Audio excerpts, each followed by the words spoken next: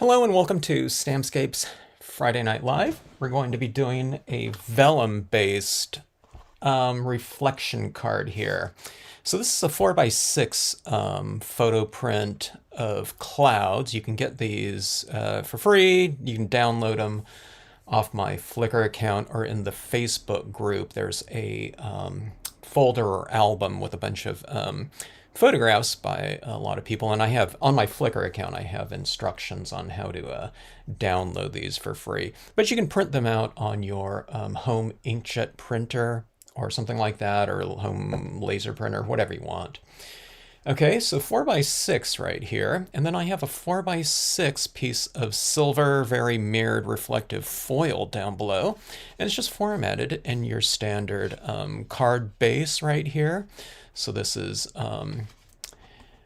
8x6 folded in half right here. You can use this outside for whatever you want. You can go with whatever color you want. I typically use black just so I get that black seam in there, as opposed to a white one that stands out a little bit more. The black one's standing out a little bit because I didn't get these butted up right next to each other, but we're going to have some other types of imagery on here, so that little seam won't matter.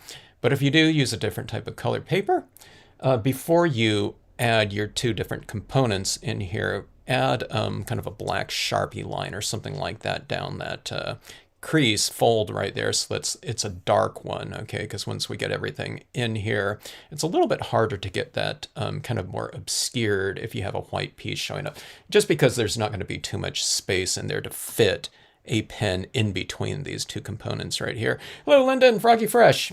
All right, so for the vellum technique, I have a piece of 4x6 vellum right here, and I'm going to have to take off at one point in time to go and add some spray adhesive to the back of this, and then we'll add it right over the top of that like that. So you can see it knocks down the value or contrast of that cloud to open sky area by quite a bit. I don't know, it knocks it down by half, I would say. Spray sealing this and added it in here. The contrast will be a little bit more because when you add that adhesive on the back of there, and then we burnish it down, sometimes it gets a little bit darker in here, okay? But spray adhesive works really good for this. And I have seen where people have adhered the vellum pieces they're doing, just what they did was they dilute some crafting glue on a sponge, and then they just sponge it on here like that. It might start curling a little bit more on you if you do something like that, but that works, okay? It might not give you a completely flush adhesion to whatever you're adding it to, but I just see that as part of this technique. I get, you know, little textures in here from where the adhesive's a little bit thicker. But again, you know, I think it makes for a pretty cool effect using this. All right, so we're gonna have some imagery stamped on the top of this scene right here, okay? If I just stamped out everything right up on top of here, we're gonna have all this kind of interference of the background showing through open areas on our stamps. And I'm gonna stamp these tree trunks in here. I love using these tree trunks in this technique. And it makes for a really effective usage of the vellum because I don't have to stamp these out if I was stamping them out on a white piece of paper or something like that. And if I wanted anything in back of there, what I would have to do is I would have to mask out the trees and add those things in between. So it's a really tedious process like that. So the vellum really comes in handy. So I've used these with the vellum cards a lot. And it's so much fun. So we're going to try to tweak this a little bit. We'll have a few extra little things in here maybe. I don't have an exact kind of composition in mind. On vellum, we can use the front and the back though, okay?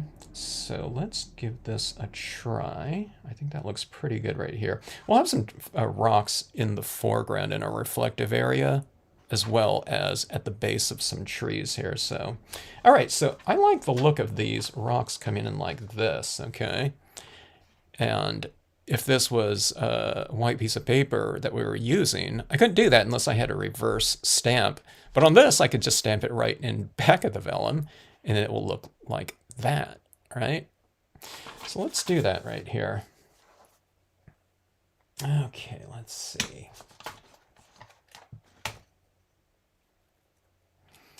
Okay, I'm just using this top portion right here. This hangs off a little bit off this block, but I'm just going to use this top portion.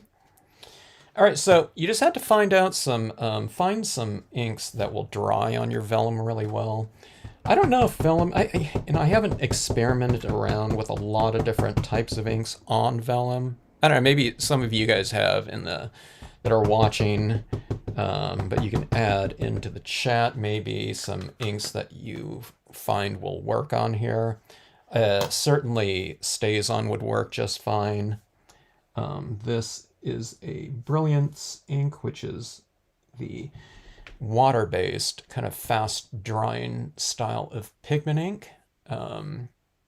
So it gives me a pretty good dark impression, but it'll dry on here. I don't know if dye-based inks will dry on here. I think they would. I don't know how they'll stamp on here, but I don't think they'll stamp quite as dark as a pigment ink maybe.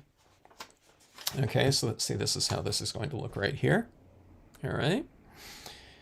And let's see, let's go with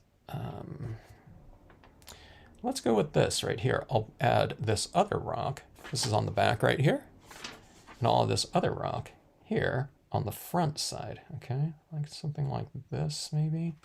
Or I can use some smaller ones, I guess, too. Let's go with the smaller ones just to vary things a little bit more. Now see, I can do this on the back of it again, but it's the same rock, but just in a smaller size, so it'd be a little bit...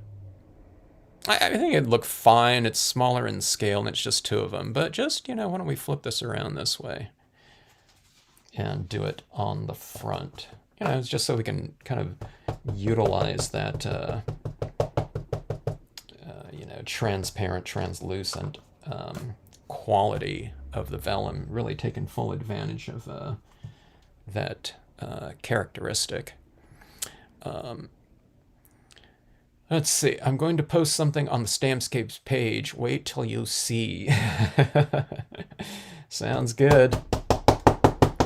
Did I say hello to everyone? Bonnie, and hello, Jennifer. Hope everyone had a really fantastic Halloween week. Okay, now see where these are going like that? I might not even need to block these out, actually. See, what I do is if I have some of that... Oops, I got some fingerprints up there somehow. If I had some of this, like if this rock was going right here, something like that. I'm talking about this one right here. I could see that blue showing through, and then all I need to do is I would paint out the back of this with some white pigment ink, but I might not have to do any of that because mostly it's the clouds down here like that. Okay, I'll show you what I mean by painting out, though. I'll get to some of this other stuff right here. I got to be careful about some of this stuff right here. You know, I'm probably laying this down where if it was an opaque piece of paper, getting that kind of ink on the back side of it isn't going to be a problem. But okay, so this is the front. And this is the back right here, okay? I'm going to add in some extra grass up there, and that's what those trees will be, tree trunks will be placed in. Just go like this, kind of creating a little grass line right here.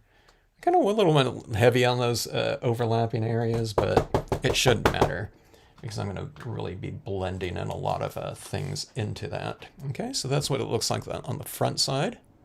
Now that grass right there, I will need to block out, I think. I don't know if I need to yet. I have all those clouds down there, but that might have kind of that just inherently solved that issue for me. Okay, I'll do some blocking out of these tree trunks for sure, though. Okay. All right. Front and back. All right, let's see here. Let's add these trunks in here.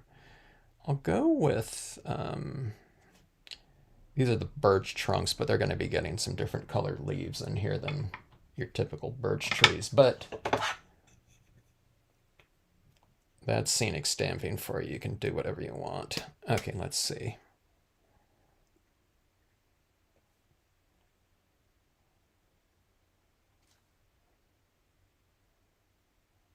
All right, let's go with the large one here, and we'll do 2 impressions of it. I'll do it on the front side of this, and then if I want like a background birches in the back right there, what I'll do is I'll stamp those ones on the back of the vellum after I block out these trunks with some white paint, okay?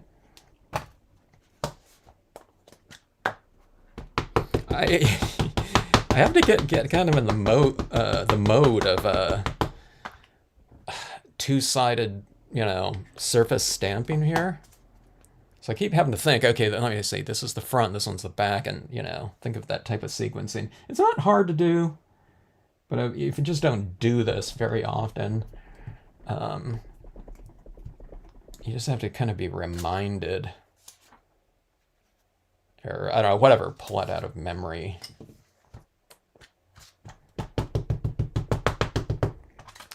The sequencing.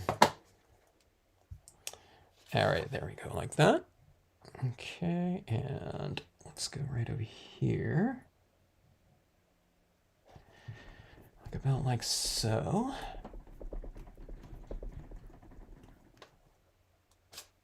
All right. I gotta be careful again, right there. That ink's a little bit wet, so if I lay this down on there, that ink will be showing through. I could use the same tree trunk in the back of this too, but maybe we'll go for some the smaller, kind of more angled ones in the back. Let me show you what this is looking like right now. Here. Like that, okay? Now that's where you get all that blue showing through, and the contrast, the clouds are showing right through there. Like that, okay? Like this in here. I don't want that because I want white on those trunks. All right. So let's go like this. And you go through more like blotter paper when you're doing this type of thing. Okay. This is the front right here. A little bit of wet ink right there still. And then the back. Okay, now I only need to paint these trees. I thought I was going to have to paint over this whole area down here, but we have those white cloud backgrounds. And I see I'm getting some ink on there because we're stamping on both the front and back side, but it shouldn't really matter. I don't want a big blotch, paint going smearing across there, but these little specks aren't going to really matter. Hello, Ginger, how are you? Okay, so Dr. Martin's bleed proof white.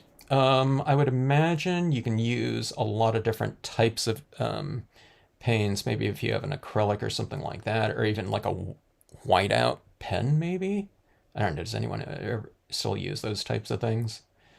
I would imagine that would work just fine. This really dries nice and fast, so it's a really good paint for this. But what I'm doing is I'm just adding this down in a nice thin application. You can go down into those grasses if you want to. And you can get, you can go for a pretty full coverage. If you don't get it right up to the line, don't worry about it. It's not going to matter.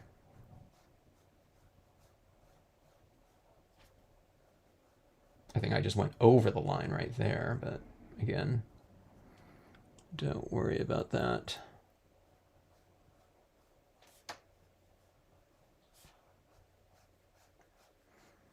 On this one right here, like if there was some big white cloud behind this tree, then we don't really need to block it out. Okay, I see this paper is starting to curl on you, which happens when this moisture hits the vellum. It really starts to curl like that, but that'll be okay. We'll just counterbend it, and when it dries, it just it starts to flatten out a little bit. But again, we're going to be spray sealing this. Using a spray adhesive to connect this vellum to the background print as well, and that's going to flatten it out.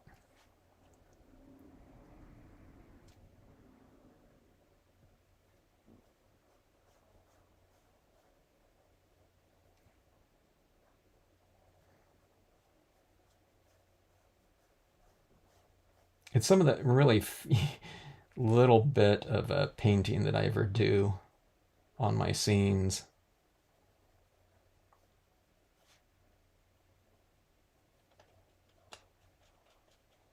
See, that's starting to bend right there on me. So look at this. It's like a completely curling surface right here. Okay, so we have this right here. That paint's going to dry pretty fast, but you can see how nice that looks. It's nice and opaque. And because it's painted on the back of these impressions right here, you get the benefit.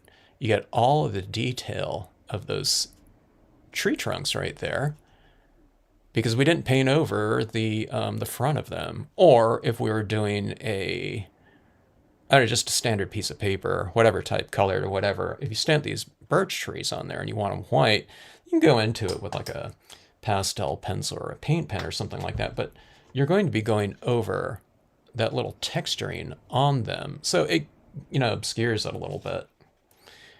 But for something like this, for this application right here, you can see how this is going to stand out against those backgrounds like that now. Those tree trunks really are now in front of, instead of integrated with those clouds in the background like that. Okay, so that looks pretty decent. Now, one of the things I was mentioning is that if I want something in back of here, some additional trees, I can stamp some additional trees right over the top of this. And because these ones are blocked out, I don't need to worry about any type of interference. Now, you're not going to stamp it on the front side of these like that for the background. So you just stamp it on the back of the vellum here. Let me see. I know that some of that white was a little bit wet here. Yeah. Okay, there we go. I think that did it. Just blowing it. So I got a little white down there. But again, this thing's going to be covered up, so little white smudges and black smudges like that. Let's go with this one right here. So it's a little bit different. And I'll put these somewhere, like maybe, in the background here. Let's go. Yeah. Let's go right here with this. So see, this vellum here, not only is it really effective, but it really removed the tedium of having to mask off these trees to stamp something in the background if it were just on, regular, whatever type of paper, opaque paper. So it's pretty fun to work with in that aspect of things. I've had these birch trees for quite a few years in the line because, I don't know, I'd been asked about possibly doing some at some point in time. I don't know, like when I went to Maine, several people asked about that. So I came up with it, but I didn't use them too much because I don't like masking, doing all that masking to get things in between things.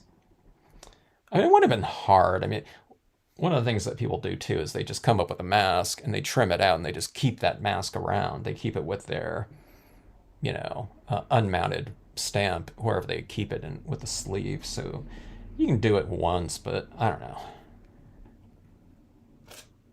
I haven't done that before. So, all right, so see, that's what that looks like right there. Looks really bizarre, I know. But here's that impression in the background, and it's in back of these painted out trees like that, okay? And now what I'm going to have to do is I'm going to have to paint out this impression, and we'll just do it right on the back there. And again, so that the clouds just don't show right through these background trunks in here.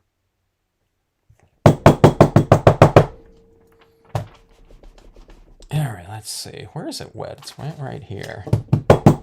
I think I better heat set this a little bit here.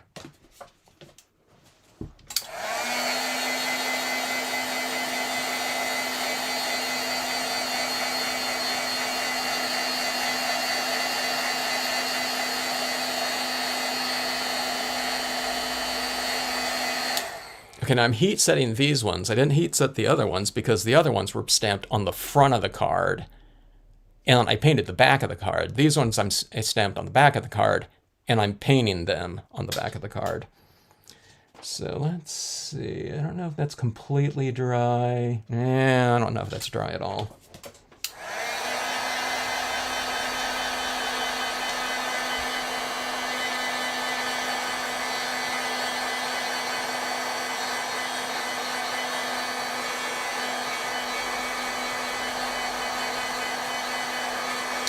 I guess while I'm at it, I might as well dry some of these other impressions down here. Okay. Don't dry for too long, you know, or don't have your heat on any one area of it, you know, with this vellum, because it can start, you know, it can kind of, I don't know, it doesn't melt, but it seems like it'll warp a lot or something like that. All right, let's get these ones painted in here. I can feel the paint already setting up on this brush, even though I just used it, I don't know, whatever, a couple minutes ago. This Dr. Martin's paint works really great. I mention this all the time, but calligraphers use it, so calligraphers and illustrators, but the calligraphers, it's really perfect for them because they can do their brush lettering or steel tip type of calligraphy. And those letter forms really dry really fast, you know, which is important, you know, for like a calligrapher. So sometimes in other countries, if people are looking for this, it's a pretty well-known, kind of established product, but it is a niche product. So I've looked for some people before, like in Australia, that were looking for the Dr. Martens. And I first started looking on art supply companies, you know, they're just mail order type of things, website-based ones, or places, stores that had a website. And if I couldn't find it there, I just looked up calligraphy supplies Australia, and I came up with you know, 2 or 3 places that had it. And just because it is such a, you know, a standard type of medium for them. All right, so there's some trees right there, and see this right here?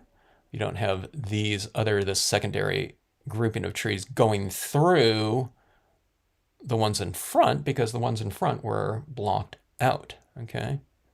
I'm getting a little smeary here with some of my applications in here and paint all over my hands, but again, it shouldn't really matter. Okay, I don't want to show it like too much.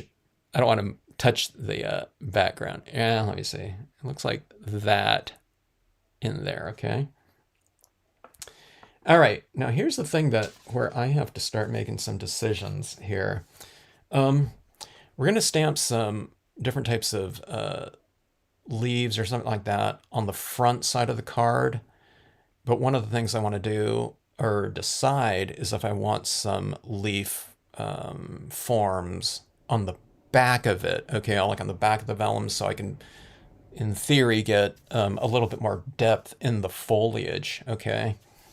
So I think I do want to go with some smaller, I don't know, I'll go with some background leaves in here.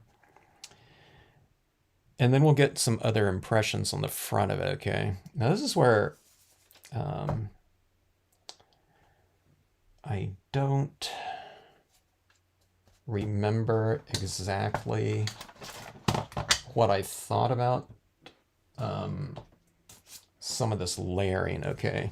I can't remember if I thought, that looks good. I'll have to remember that for the next time. Or, I don't know, that looks a little bit murky. Maybe don't do that next time. I don't take notes on this stuff, you know, or I don't know, I take a mental note, but it's like gone after like 10 minutes. All right, So I think I'll go with some smaller leaves, and I'll put some larger leaves on the front of this card. A lot of it is going to be acrylic paint pens, though. Okay. Let's see.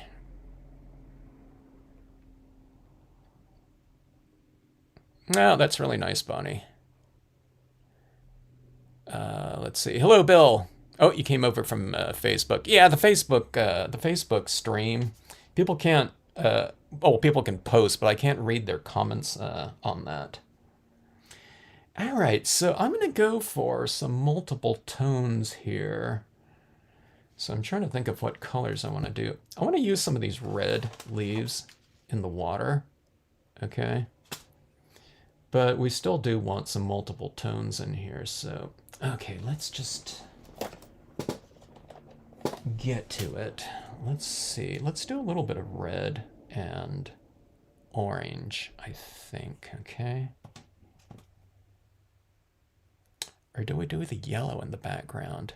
I don't know. We can do a little bit of both here. All right. This is one of the things I did at Stamp in the Hand Company, coloring stamp. I don't know, what do you call them? Stamp indexing inserts with those old style of stamps. The stamp mounts they used to use. They were wooden, but they also had this, I don't know, this plastic wraparound that had this white piece of paper underneath it. And I don't know, selling stamps there. I used to work for a Stamp in the Hand company before I started Stampscapes.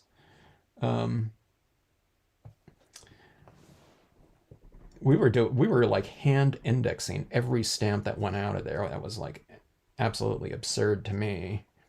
You know, you do it, make an impression like that, and then you know, it's on this piece of paper, and then you slip it back underneath there. But those impressions like that could easily,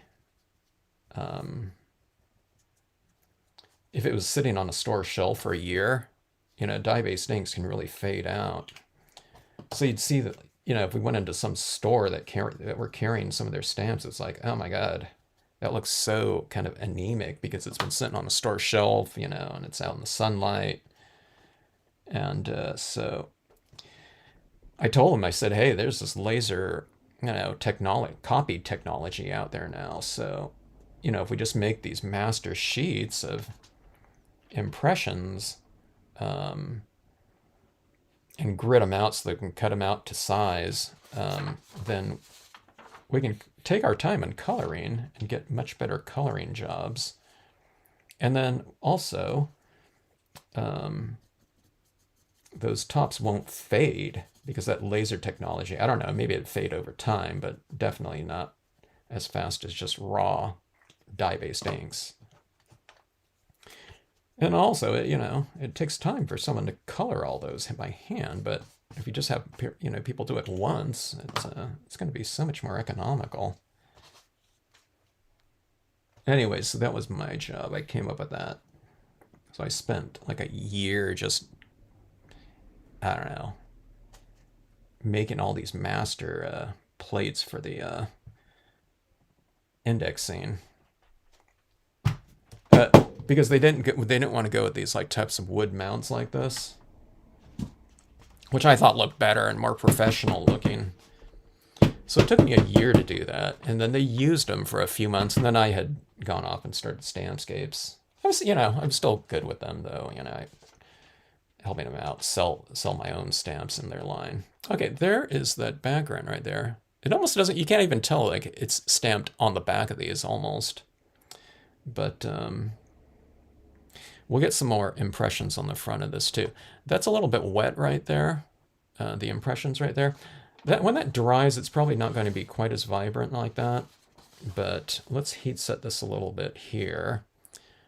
And then I think I'll be ready to go and spray, put a spray adhesive on this, and then we'll merge it with the background on there, and then we'll start coloring this in on the front side.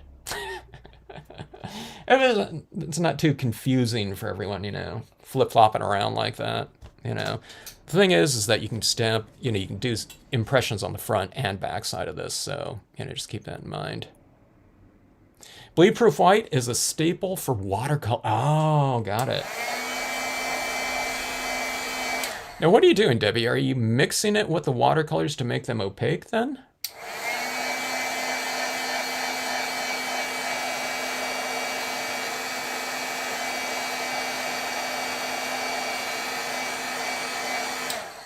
Okay, now that is really wet, the red and orange, because I'm using the Marvy 1500s, which I think have been discontinued or something like that. But they're really, really super juicy. I think if I use a spray, not sealant, I keep wanting to say sealant, a spray adhesive over this, I think that's going to lock it in there, though. It's not super, super juicy. But, and what I'm getting at is it'd be better if I kind of let this dry here before I go on to my next, boy, this is really curling here. Before I go on to the next step of using that spray adhesive, but we're just going to go for it right here. Okay, so also what I'm looking at right here too is I might want, let me see.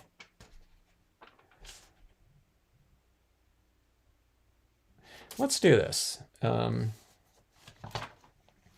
want a little bit more color right back in here, because anytime there's like a tree like this, there's little saplings coming up too that have that same type of color in them. And it's like, it might even be like a whole kind of background in there.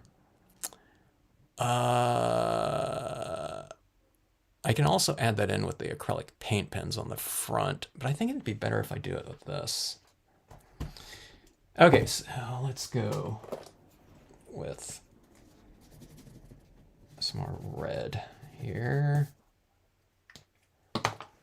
and orange. Some people might cringe. It's like, hey, you're going into that red and orange, you know, with the same pen. It's going to be polluting this one, but I just go like this and, you know, pollution, you know, whatever, remedied. You know, they're meant to be used that way. They're like watercolor pens. Maybe not a super fine tip one, but these brush tip ones are, you know, are like that. Okay, let me start putting some of this stuff away. I tend to lose things. Okay, I'm going to, let's see, I'm going to mask off this lower section like here. And let's get some of this just in the background. Okay, I think I might go for some double stamping right here.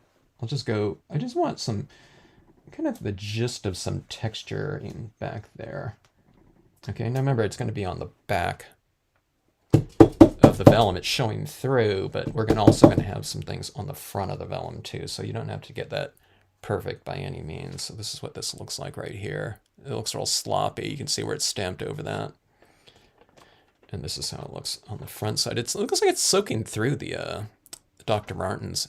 In fact, it went right through that red from the back side of it. So we'll add some more white pen work on the front of some of these trees where it's soaked in like that. So I need to keep that in mind. I could have added that white in there and then spray sealed it, and then on the back side, and then stamped that in there. So that could be another, you know, technique or process added into the mix, you know, to avoid something like that. But again, I don't think it's really going to matter in the end. Besides, to all of you that are watching it and know what to look for. Okay, so take 5 here. I'm going to go and I use a 3M Super 77 spray adhesive. There's all kinds of different spray adhesives out there. And I'm just going to give this kind of a light coating on here. Decent enough, you know, I don't want it like super light where it's going to be springing off my background, you know, later on. But, you know, just a light even coat. And let's see. Give me a minute and I will be back with that. I don't know. Bill, come up with some jokes for the folks here. All right, I'll be right back with this.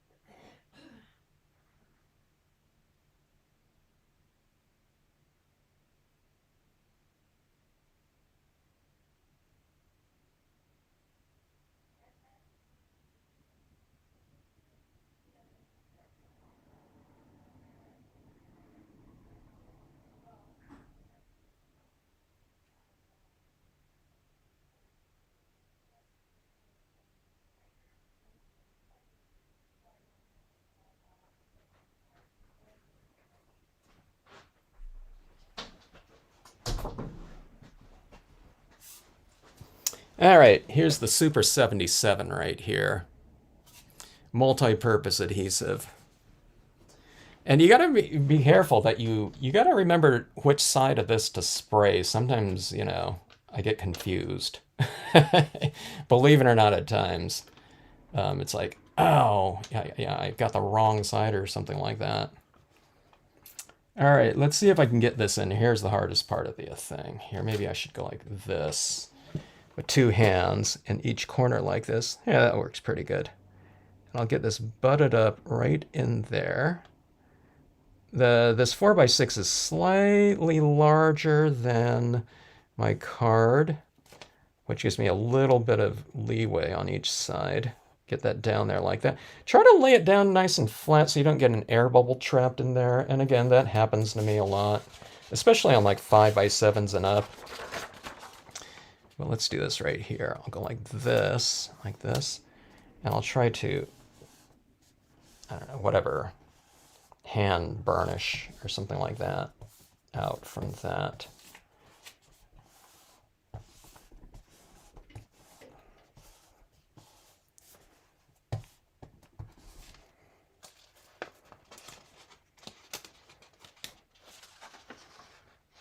All right, there we go like that.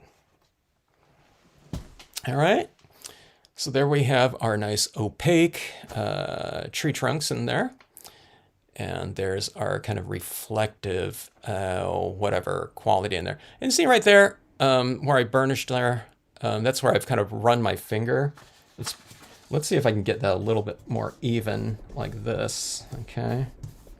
You can use a brayer or something like that too, or a burnisher maybe. I don't know, maybe not a complete burnisher, but I don't know if I want to use my fingernail because I don't know if that'll give me like a real uneven look.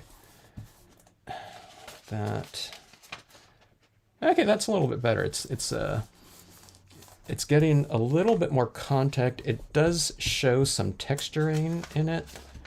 Okay, and sometimes it's like full on like little bubbles or something like that that you can see in there. Okay, but yeah, see, that looks pretty decent. It's a little bit sticking, or is that a cloud in the background? If you can't tell, then it's a cloud. Okay, I am using my fingernail a little bit more like that. Sometimes I have had bubbles trapped in between the vellum and the background.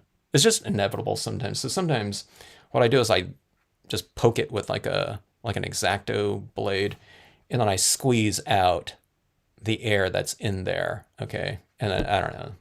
It's okay.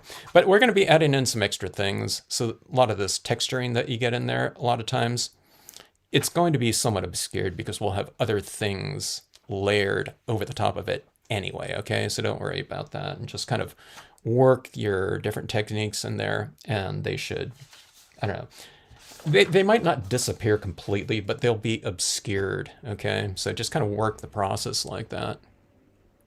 All right, let's see where we're. Hello, Sharita and Trish. Let's see. Why did the scarecrow... Oh, that's cool. I just read that joke there. We needed that one last night in the Halloween stream there. I just took down some Halloween stuff today. Okay, let's see. Let's see here. Marching beggar. Hello, Yvette. Good to see you. A receding hairline. Hey, we need more of those jokes, you know. When things start getting too like boring in there, someone throw it a joke in here. So there'll be a lot of jokes in these lives, yeah, Stampscapes, my live streams. Keep them coming. All right, let's see here. Okay, so I'm going to put some kind of little subject matter in here. This area up in here, okay, now look at my red's gone, you know, because the red is transparent and it gets a lot of that blue in there, but that'll give me a little bit of a nice kind of shadow work. I can see some of this texturing in there. Let's get some of the colors that we'll be utilizing in here. For foliage, 3mm acrylic paint pens. And then this area down here, this grassy area, I could have blocked it out and it would have looked whiter like this, okay? I don't know, maybe I should have done it, I don't know. I think it looks fine though without it. We'll use some different colored pencils in that area. Let's go with some brown tones and greens down there. I know it's supposed to be fall, so maybe it's not so greeny, grassy, but I think it'll look good on this card to have some of these tones like this. Right down in this area right here. If anything, you know, my subject matter, I might get them stamped out right now because they'll stamp out better on just bare vellum more than colored pencils if I have some colored pencil going in there. Okay, so I'm just trying to think of what I have this stamp right here. I use her all the time, but I think she'll go like perfectly right in here. It's Lady Rider in here. And she just fits in there, so. On the other hand, she's going to take a little bit of time to dry, so. Okay, let me do that afterwards. I don't want to smear her, okay? I can smear everything else that's been happening in here, and that's not a big problem. And then we're going to get some extra imagery stamped down here. That'll just be in the, with the StazOn ink. That dries really fast, but let's do that later. Okay, so let's bring in some tones into our tree trunks too. See, the tree trunks are, you know, we're going to give them some volume and lighting and mass and things like that too, so we'll get to some of that.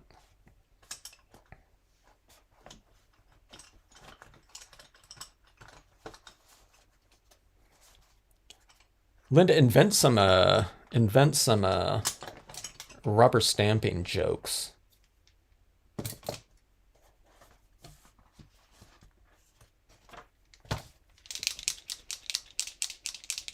I see those types of things, not rubber stamping jokes, but I see those jokes up on the like Facebook all the time. People post.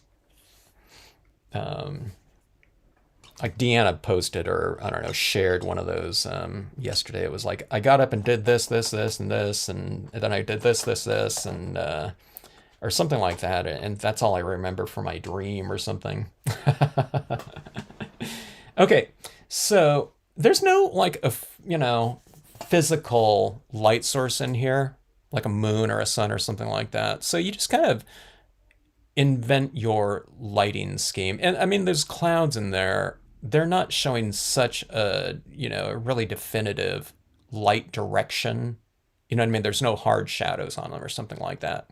So what I usually do is I just usually create an interior illumination when there's kind of an absence of anything that's really obvious in here. Okay, so I'll just say, let's just say that cloud right there is going to be my light source. So anything to the left of it will be left side shaded.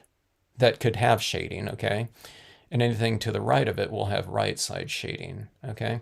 So I'm just going to start with that, And of course the colored pencils work really nicely on vellum.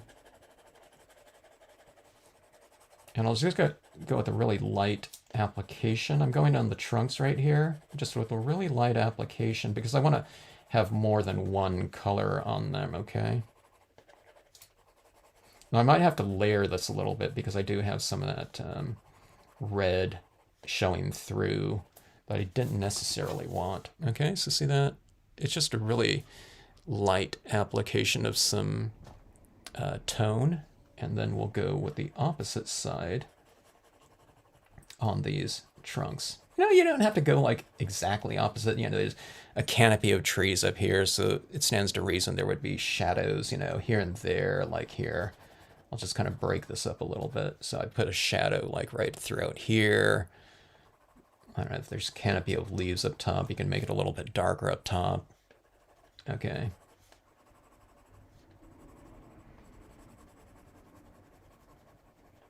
I'm looking at this right now. I don't know if I've ever done a vellum piece like this, or I've added those crepuscular rays coming through here. I could. I don't think I've done that before. Be kind of interesting on something like this. So crepuscular rays being these light beams kind of coming through the objects and imagery within a scene.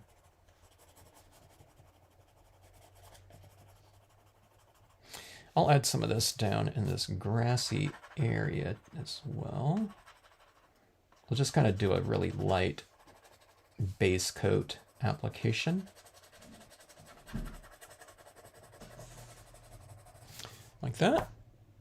All right, so just a really light coat. I mean, this can get quite a bit darker, but I'm doing more of like that application right there, okay? You hear me say this like on every video, but it's just kind of working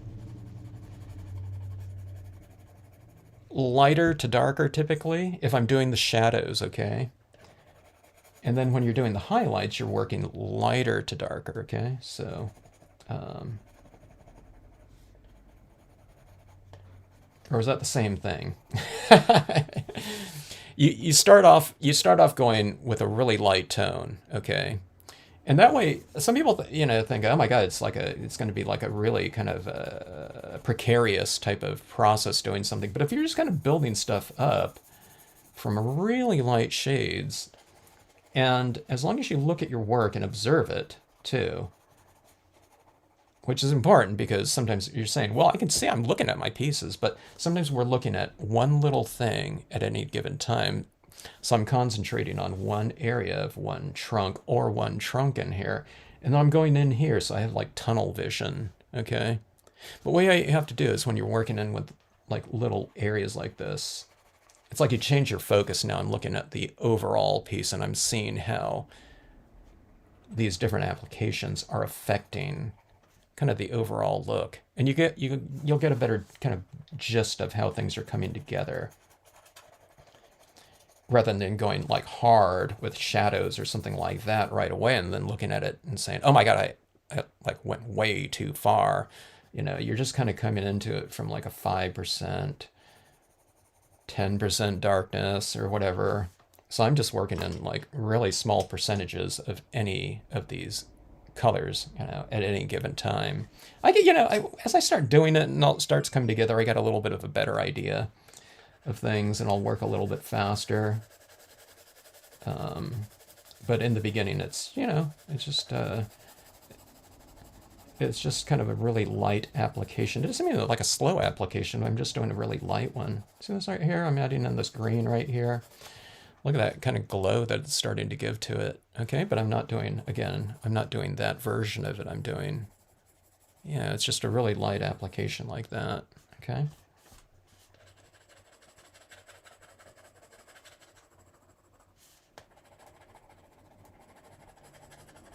I haven't said this in a while, and I guess it's appropriate for like a Halloween, but I always say the analogy I use a lot of times. Some people say, okay, I got a heavy hand, so it's hard for me to kind of do a lighter application of something, but, as far as like delicate work comes into play. And I just say, well, just think of it as pretend you're applying some application onto like some kind of like child's face for makeup, like for Halloween or something like that. You know what I mean? No one's going to go on to like some like 1-year-old or 2-year-old's face with like a really super heavy hand. We're going to adjust. So, your cards are, a 2-year-old.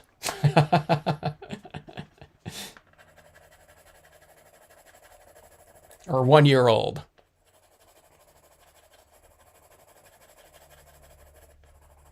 Maybe, someone, with the terrible twos or something like that. They're not, putting on the makeup hard.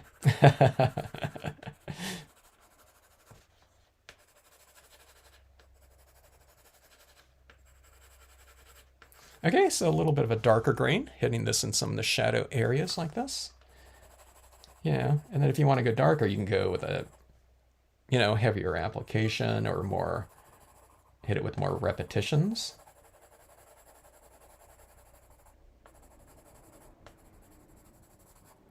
Or you can just hit it with a darker color or layer it with a darker color. So let's do purple, believe it or not. Here, let me see. I just happen to have that.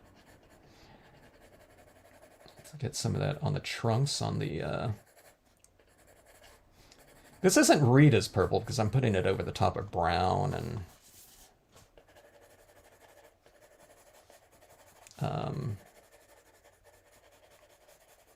I don't know, is that all I used on the trunk so far? Some brown? I guess so. But see, this purple is going to be a little bit of a... kind of relates to reds. It has a component of red in it. Okay, like that. And this kind of violetish tinge. I mean, this is like a blue background, but it's kind of like a little bit of a bluish violet, right? So, I mean, it relates to that right there a little bit. It's really close to that sky, so it's okay to put some of this in your shadow work, and it kind of harmonizes with that background color. And how about some of this down on these rocks here in the shadows here. And I'll hit it in some of the grassy areas, maybe in the shadow areas of the grass.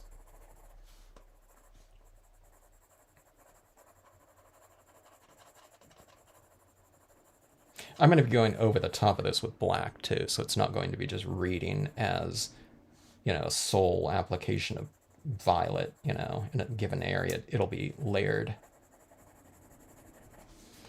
Okay, a little bit heavier in the shadow areas on the edges maybe of the card.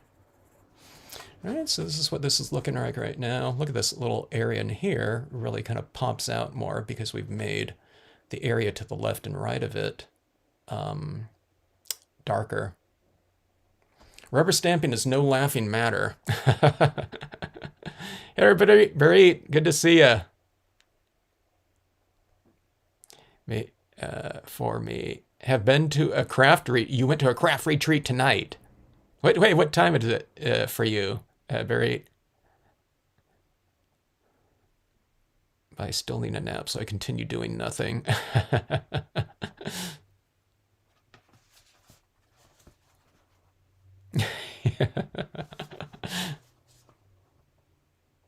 Cards are our babies. Yeah, that's right. Right there.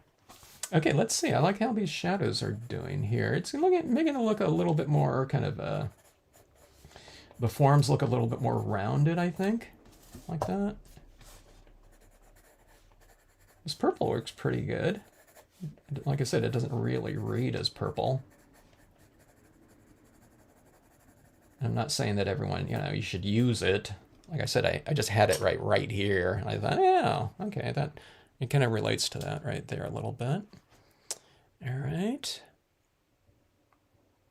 Let's see. Let's go a little bit gutsier here and go with a little much brighter, warmer yellow, green.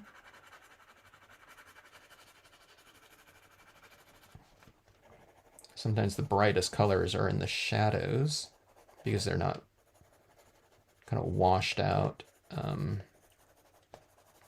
with bright light.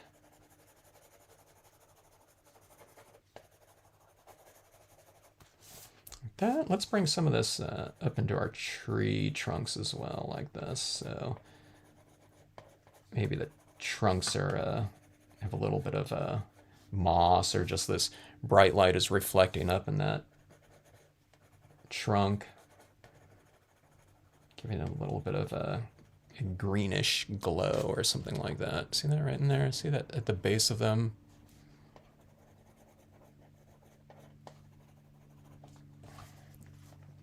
That. I put some into these rocks as well. So those rocks kind of like waterside, or, you know, a little bit covered with moss or algae or something like that. All right, let's go to black here. Usually when I go to black, I'm pretty close to done with the coloring portion of it. Yeah, 1:30 in the morning. Get a midnight snack, you know, and check out the scene. Everyone go eat a snack. Get like a red and orange snacks. That's what you should do. Whatever color my scenes are doing, or, you know, I'm doing at the time, go and get that a snack of an appropriate, you know, of a similar color or tone.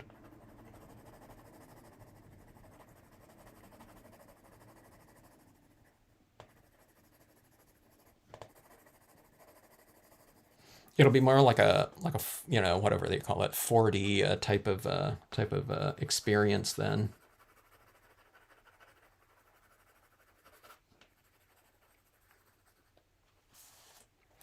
So I'm working in black right now. I don't know. Does anyone like black licorice? Or are you gonna eat like a squid ink pasta? Black on the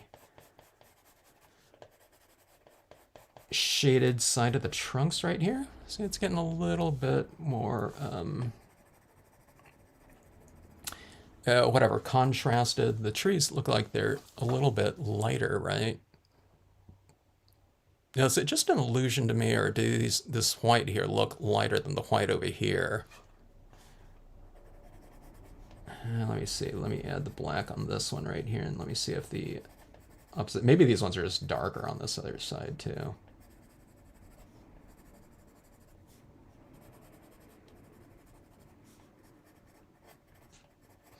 All right. Okay. Maybe these ones are a little bit lighter. I thought the illusion was of brightness or lightness through contrast was even more extreme than I had imagined.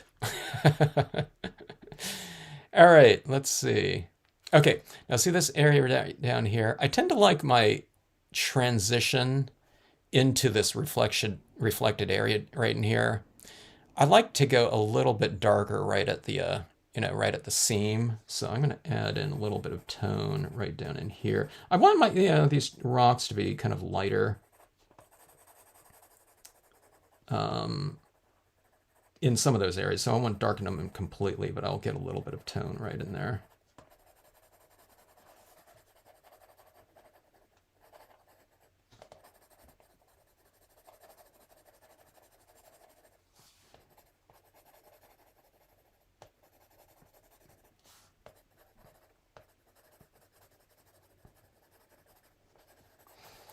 All right, see that? And it creates a little bit of, see this, it creates a little bit of a smoother transition from here into here, I tend to think. And then again, I didn't get these two components right here, the photograph and this silver cardstock butted up completely against one another, so there's a little bit of black, you know, gap in there showing. But if you kind of create this shaded tone right in here, right here, it just kind of obscures that a little bit more. And I think it looks like a better transition into that reflective area. So, all right. Barrett, this is gonna be about another 2 hours, so be sure and have coffee with that too, that snack. Oh, did you have some ice cream with chocolate sauce, Bill? That sounds pretty good. As of, I don't know how many years ago it was, I had to start getting that lactose-free type of ice cream, which I'm glad that they have, or I had to get the soy ice cream. One thing about the lactose-free styles of ice cream is that there's just, you know, naturally there's just not enough, not as many flavors out there. But I'm not complaining because they have them. All right, there we go, like that. All right, so I think that looks pretty decent in terms of the overall kind of volumes of our objects, which are the tree trunks, and the volume of this ground area like that. Let me see if I can get a little bit darker on that rock right here with a little bit of a colored pencil. This rock right here, this grouping of rocks right here, was stamped on the back of the vellum. Okay, so they're a little bit, you know, lighter intended because they're having to show through the vellum. But you can make them a little bit darker just by adding in some colored pencil. You don't have to do the whole thing, but just, you know, make certain areas of them a little bit darker if you want to, just to create a little bit more contrast. And, you know, what is it? It takes like, you know, I don't know, whatever, 5 seconds to do that there. All right.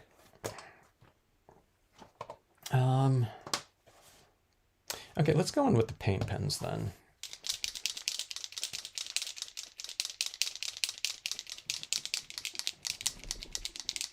A glass of red. Oh, that sounds pretty good. Oh, you made your own chocolate sauce, huh? You can get higher quality when you make it yourself like that. Hello, Jeannie. All right, Bear. Thanks for jumping on before you go to bed. Dream of this scene in your dream.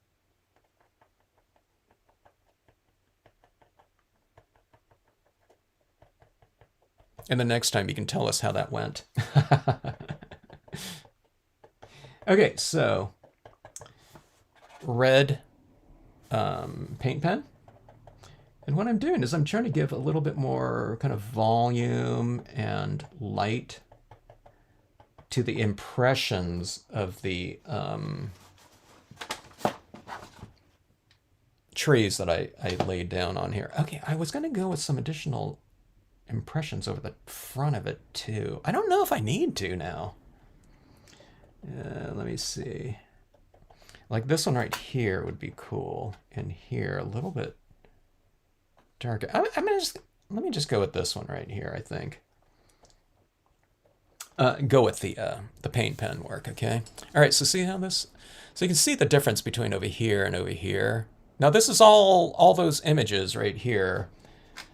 Impressions of the leaves were stamped in red and orange on the back of the vellum. Okay, so they're a little bit dull. It looks like they're in front of the vellum because they did soak through some of my, you know, my birch tree blocked off white trunks. Okay, so if it did that, I don't know. I can block out some of that again by coming in with, you know, white paint pen in front of it, or I can just say those branches are in front of the tree too. Maybe some will be on front and in back. Okay. All right, sorry about this. This is here. Let me see if I can block some of this. This is really kind of creating a glare here, and my camera is having to kind of compensate for this. Let's do. Yeah, I'll put a piece of the suede paper right there to block off that glare, so my camera isn't compensating for all that light going up into the lens. All right, again, the red, or the paint pens in general will dry more see-through and thus usually darker than what they look like when they're freshly applied in here. Okay, so what we see right now is not what we're necessarily going to get. So we might have to go with multiple layers, or we'll go with, you know, some lighter colors. Okay, so here's some of the those impressions that I did in the back right here, because, you know, you get those little saplings or whatever coming up, or just, and it seems like everything in general starts to change to those fall colors in a given environment. Like that, but look at it. It's kind of coming together a little bit more. It looks a little more three-dimensional and shimmery, and this is just with this first color right here. We'll get into some lighter ones as well and vary it more. Like that. Now this is one of the things I'm never kind of sure. Maybe I should dry that off a little bit. These are like little beads of wet paint. So if I add an orange right over the top of that red, it's going to kind of physically mix to form a, I don't know, a color in between sometime. But sometimes I still want it a little bit lighter, you know, to contrast against what's going on. So let's heat set this a little bit. These pens don't take a long time to dry, but I'm kind of adding a pretty decent little dollop of that.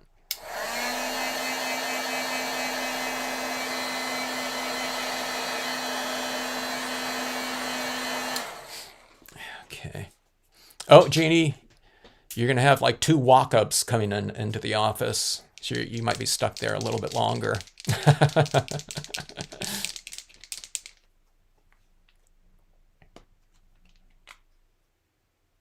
Red paint to go with the red wine, yeah. Or you can eat your, you know, from your trick-or-treating yesterday, Bill, you can go and eat your red vines now, too. Hello, military mom. All right. Okay, let's see here. Is that coming out at all? This orange looks really, really transparent. I can't even see it on here. Yeah, okay, here we go. It's adding a little bit of a change in hue or an extension in whatever color scheme. That's looking pretty good right there. You need to, let me see. You know how I'm always saying kind of, you know, don't worry about going overboard with something that you see that you like. And right now, I kind of like how that's looking, so I don't want to go too overboard. And I say that because, you know, sometimes people think, am I done? You know what I mean? They don't know when to stop. And I totally get it.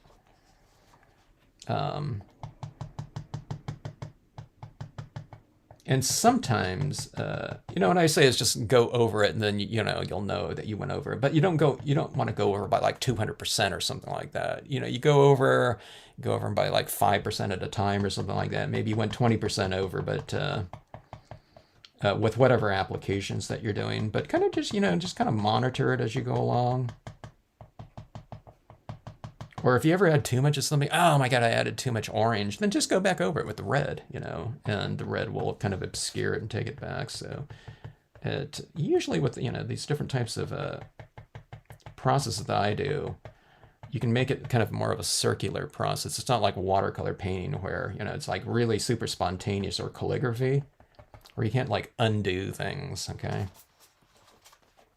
Or you can, you can obscure things a little bit more by adding in, I don't know, extra touches of something, covering stuff up.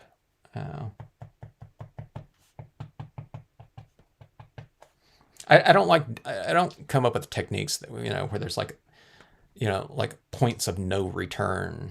Okay. I don't want that for myself, you know, so I try not to develop anything like that. Okay, that looks like much more alive now with that orange in there, huh? You can see those types of things kind of reflecting down below. Not this canopy up here that's like way off the page, but I guess if you go like that, you can see it. Okay. See how this is really coming alive with that paint, so we'll need to put some of those paint touches down there in that grass just to kind of balance things off a little bit too. So some greens and light greens down there should do it. Let's try it with a little bit of yellow. With these birch trees, I'm usually going yellow and green, but I like that red and orange up there quite a bit. All right, this is yellow, so I don't know if I want to go too much, but let's just add a few little touches in here and see how that's looking. That's really standing out quite a bit, but again, it's going to kind of merge with the background quite a bit, I think, when it dries. But just in case, what we'll do is we'll just add a few in here, like this. And then we'll see how it looks. And then, again, if I want to, you know, kind of obscure any of it, we'll just go back probably with the orange, maybe not with the red, but we could, okay? Something like that. Kind of makes it come alive a little bit more.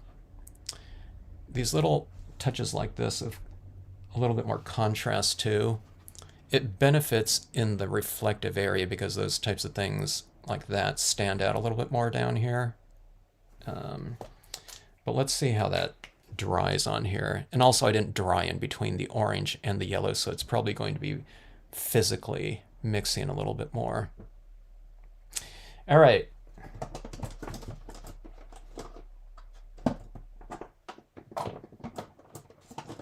I'm looking for green. Where's my green paint pens? Oh, here we go. Oh, here's a little bit of a... is this the one that I just used? One of these is a little bit brighter. I think this one's a little bit of a duller yellow too. That can go in there. All right, green right here. Maybe this one's too big for that grassy area. Let's do this. Let's go into a little bit of a lighter, smaller point, extra fine tipped pen. Oops, sorry. Let's throw that over there like that. Yeah, this one will be good right down in here. It's a 0.7 millimeter, where the other ones were 3 millimeters, so I can get this more kind of delicate mark down here. If all you have is the one size pens, you know, put them up there. These ones down here. If you're going with the 0.7s up here, you know, it just takes a few more dots to kind of fill things out.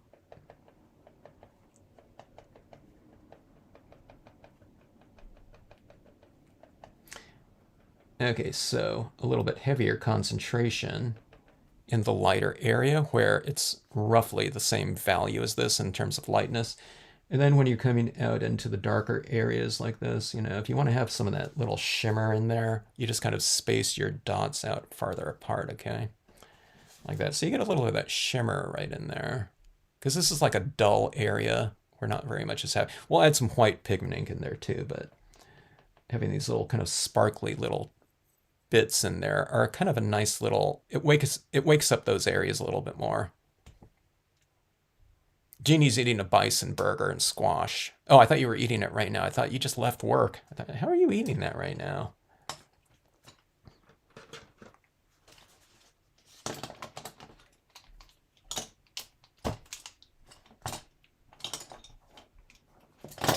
Let's go with some of the tan extra fine. Okay, so I put some green down in here. All right. And let's go with some of this kind of warmish beige right here.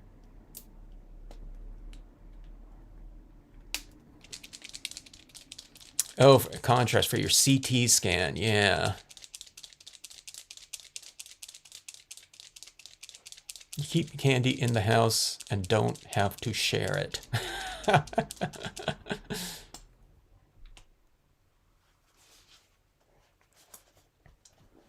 All right, let's see. Yeah, have a little treat there, Bill.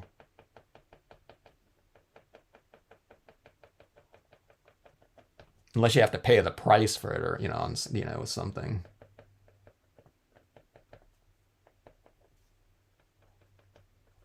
All right, so there's a little bit more of a kind of a sparklier thing. Now see, from a textural standpoint, this area down here is kind of matching that top portion a little bit more. Let's see. All right, let's go on some of these rocks here.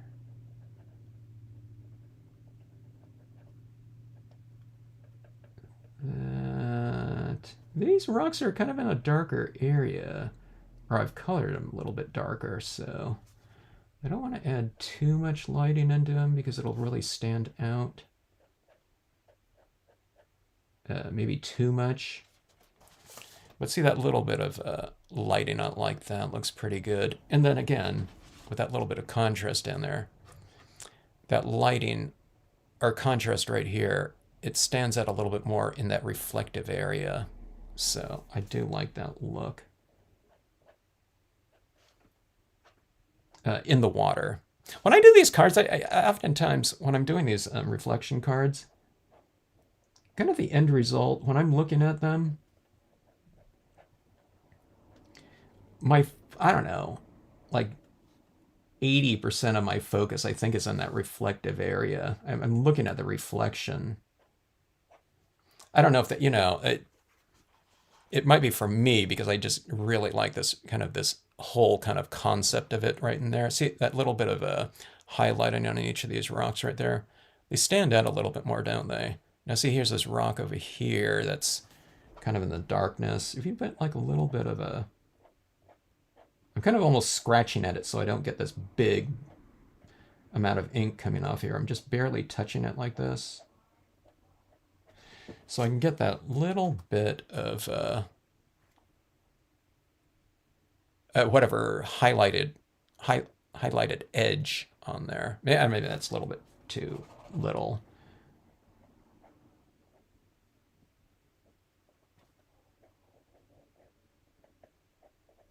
I'm kind of lighting the... Ooh, I just spit on my card. Always spit on your cards when you're doing them. All right, see this right here. I just kind of illuminated this rock a little bit more over this way so that this highlight right here wouldn't be this isolated kind of lit area. Let's get a little bit more highlighting right here too.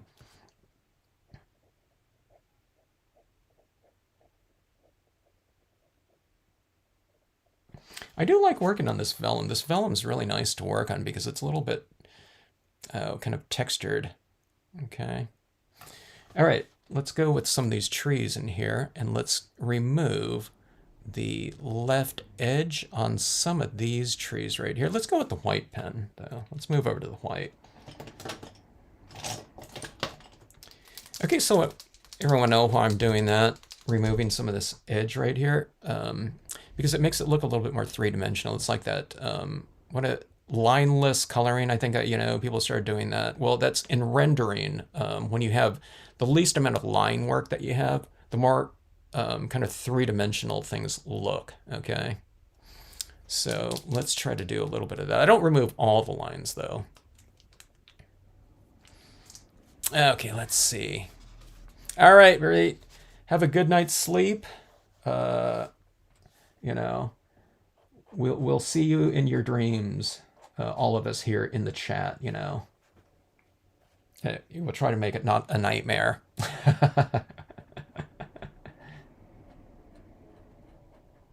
Yeah, thanks for joining in.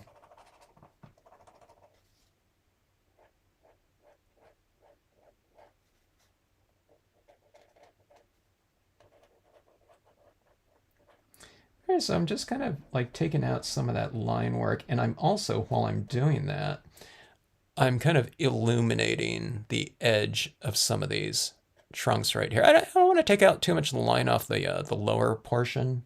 Most of it's kind of in the mid to upper portions because I kind of like that line down here where it's going into the shadow areas, okay?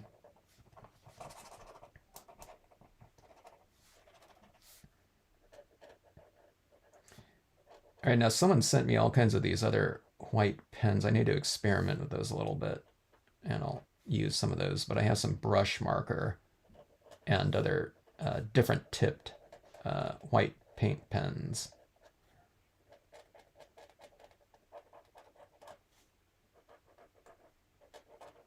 Not in this live stream though. I wanted to check out some of them first and kind of get them flowing and everything like that. All right, so there's some of that right on there. It's kind of, I'm just kind of like scribbling it on there too. And painting kind of with a dry brush. They call it kind of scumbling.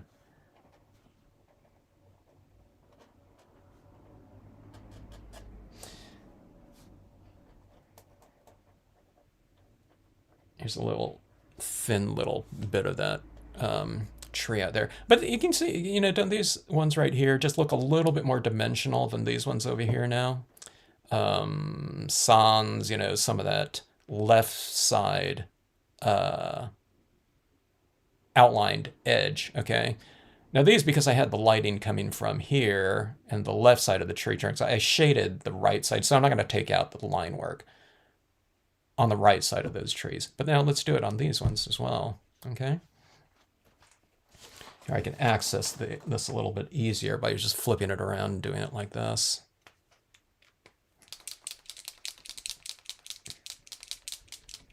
Sweet rubber stamping dreams. Sweet inky dreams.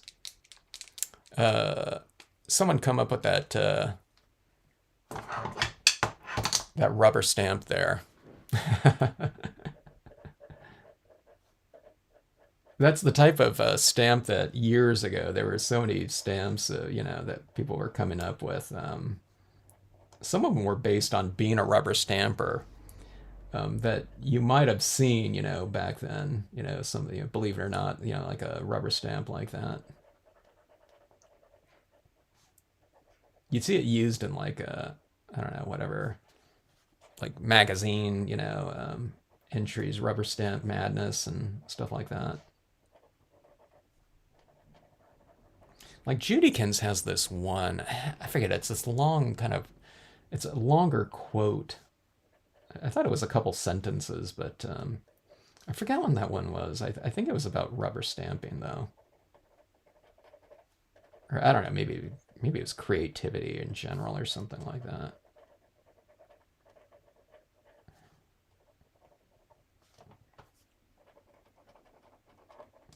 But I'd see that all the time.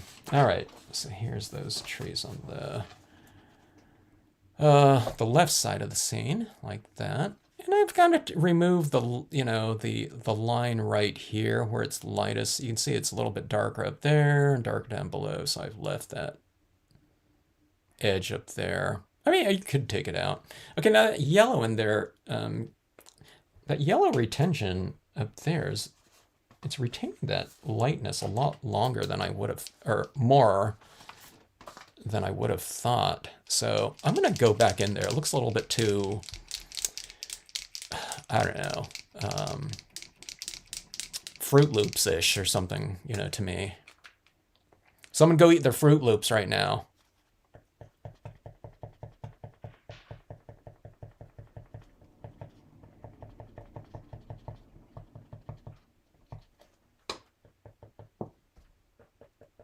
I mean, it's long been kind of known, oh, maybe all those kind of like super sugary cereals, you know, weren't really that good for you. Man, we like, totally grew up on those.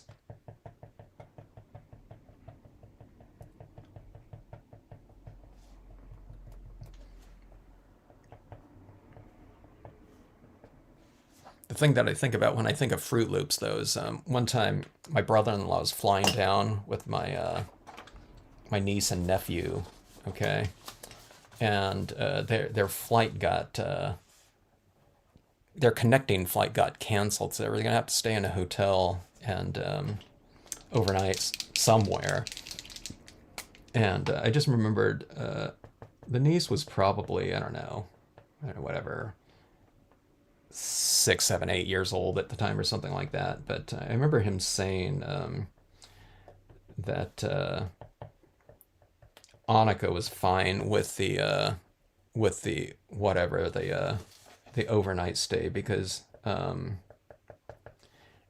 she could eat as much and as many Fruit Loops as she wanted, like the next day, and like the whatever the free breakfast at the hotel. You know, where they probably didn't get, you know, stuff like that at home all the time. So, but she was cool with it because of the Fruit Loops. All right, so there, that is like so. We got some of that. Those rocks look a lot better with that little highlight on the top of them. Look how much more three-dimensional those look. All right, so we need our foreground down here, okay? Dove Dark Chocolate, Chocolate Mint. in my last York peppermint patty. I haven't had one of those Yorks in, I don't know. I'm going to take a guess and say like 40 years or something like that. They weren't one of those that we typically got too much, you know. It was always other ones. But yeah. That's going to be in Bert's dreams tonight. In your dreams tonight, too, it's going to be like a buffet of them. So it's an unlimited amount that you can have. And then you won't get sick. All right, let's add our figure in here now. All right, let's go ahead and do it in. I was thinking about the stays, and I haven't used the stays on yet. I've just been using the brilliance. Let's stick with the brilliance here.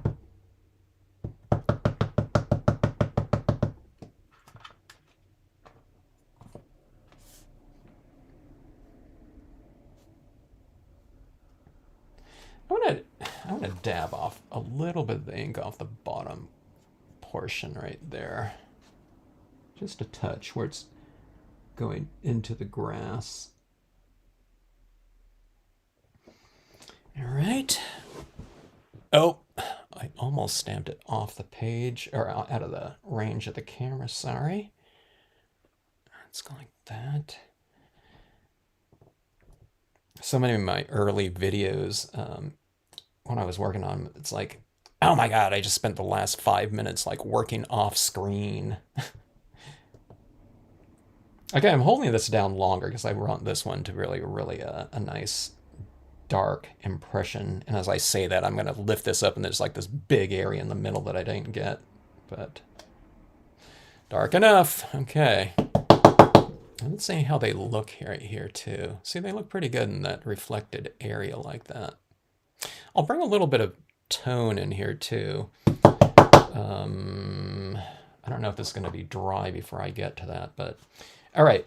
So imagery down below here with stays on ink, okay?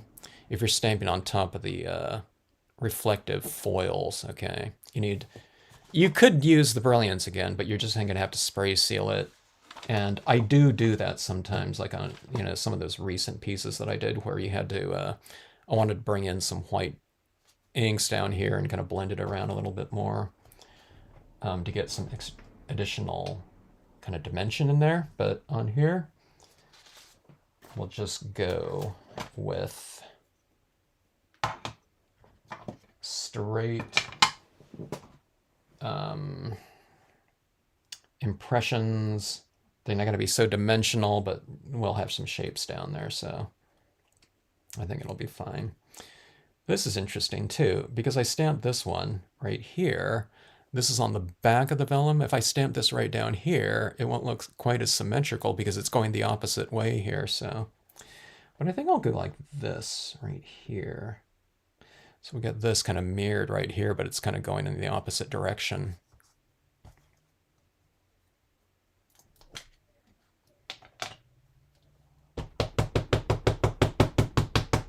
You get your Post-it notes from Costco, huh? Hey, I don't go down that aisle too often. I should. You know, the kind of the office supply aisle. It always has like a cash register in it and like a big pack of like pens and stuff. All right, here we go. Work reasonably fast here. Enough to transfer ink, but not so long where it's going to dry on here in between. The impressions, it looks like that. And again, it would look kind of cool if I did some white blocking out there. Then I stamped down there and removed the excess white, but you know, we're just going to keep this one really more basic here in terms of that lower section.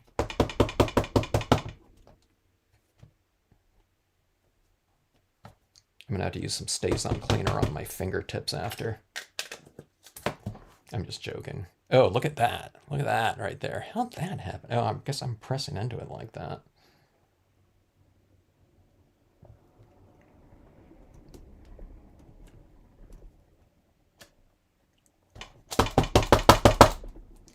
The messier the hands, the better the results. That should be a rubber stamper's quote. Okay, see that right there? Like about like so. It's a little bit too open. We're going to add in some bushes or something like that in there too. So I think that looks fine like that. I was going to add some more kind of up here. I'll add the tiny rocks small in here too. But I think that's looking pretty good, just kind of wide open like that. Okay, let's see. You still like your sweet cereals, frosted mini wheats. Okay, so I wasn't eating too much of that like super sweet cereal or anything like that. Like through high school and stuff. But then when I went to Long Beach State, and I was living in the dorms, okay? And the dorm food at that time, I mean, it was okay most of the time. Sometimes it was kind of bad. But, you know, dinner time was like probably 5 to 6:30 or something like that. Yeah, you're up longer, so. But this one guy in the dorms, in my suite, he got some Apple Jacks one time. And I don't know, I was thinking, man, that looks awfully good. And suddenly everyone was like eating like sugary cereals again, you know, in the dorms, getting different types.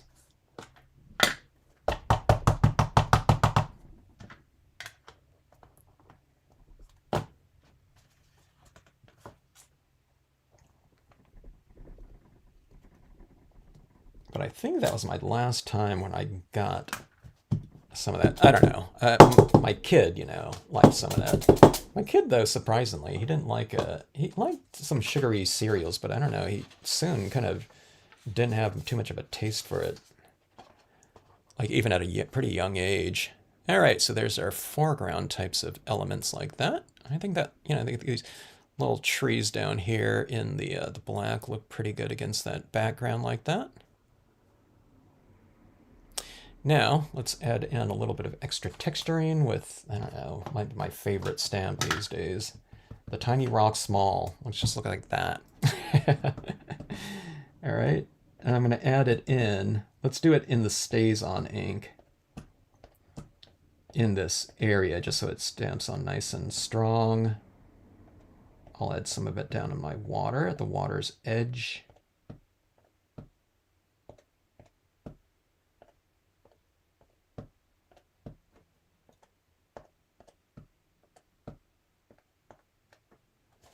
All right, like that. Where'd that list go with the cereals right there? Honey Nut Cheerios. What's everyone's? Does anyone remember what their favorite cereals were as a kid? Cocoa Krispies. Let me see. There's the Cocoa Krispies, but then there was also the Cocoa Krispies were the other brand. What was the Flintstones one? The Cocoa something. Those are the ones that we ate more often for some reason. I don't know why, but that was one of our staples. Lucky Charms.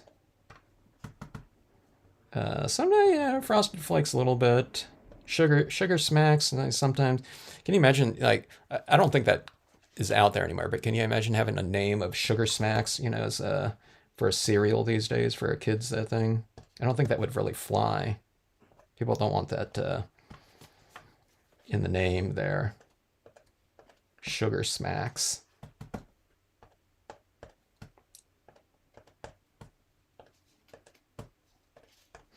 All right, Tiny Rock Small. Yeah, let's see if you can see it.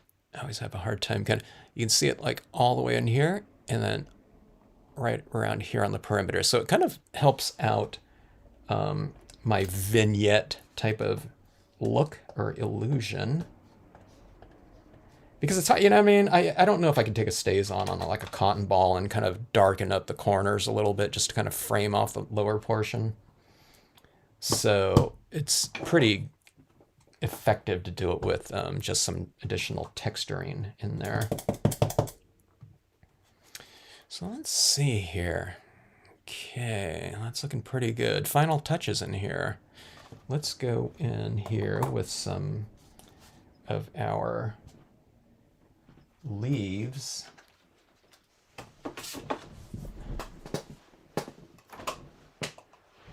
And let's see where they went to. Here we go. Did a scene last night using the eyes. I haven't used those in a while. All right, so let's add in some of the three-dimensional miniature leaves here. And we'll add them right down in here. I wish I had some orange ones. I have some yellow and red and green. I won't use any of the green. But let's get some of those red ones like right down in this area right here. I think they'll merge in really well because we have some of that reflective color of those leaves reflected down from up top. So I think they should just blend in pretty well in here. Let's give it a try here. Shredded wheat with lots of sugar. Cornflakes and oatmeal. Raisin bran and cocoa. I don't think I had raisin bran until I was like in high school. And I was like, it's pretty good.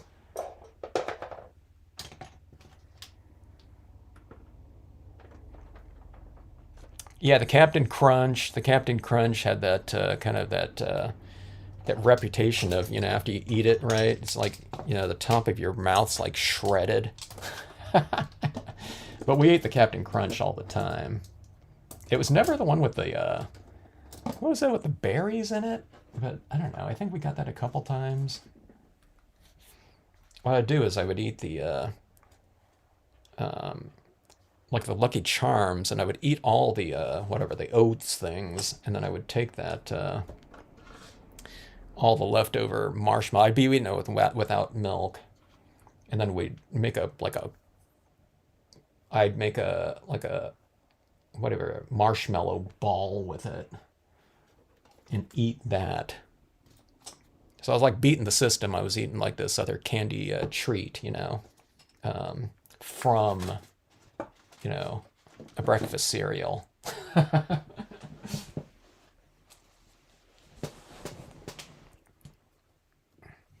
So, but I don't know what other people have added in here, but yeah, another company makes Sugar Smacks.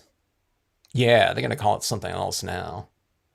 There were new cereals that kind of came into the scene when I was a kid too. I don't know if they're, I think we were mentioning this, but there was those monster cereals. Oh, no, those ones were always around, huh? Count Chocula and all that.